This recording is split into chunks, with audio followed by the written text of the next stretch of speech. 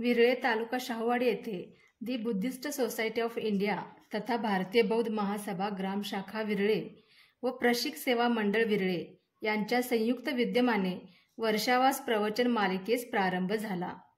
सुरुवातीला तथागत भगवान गौतम बुद्ध व विश्वरत्न डॉक्टर बाबासाहेब आंबेडकर यांच्या प्रतिमांना पुष्पहार अर्पण करून व दीप प्रज्वलनाने कार्यक्रमाची सुरुवात झाली। यावेळी भारतीय बौद्ध महासभेचे केंद्रीय शिक्षक प्रकाश कांबळे यांनी आषाढ पौर्णिमा व वर्षावासाचे महत्त्व या विषयावर उपस्थितांना मार्गदर्शन केले।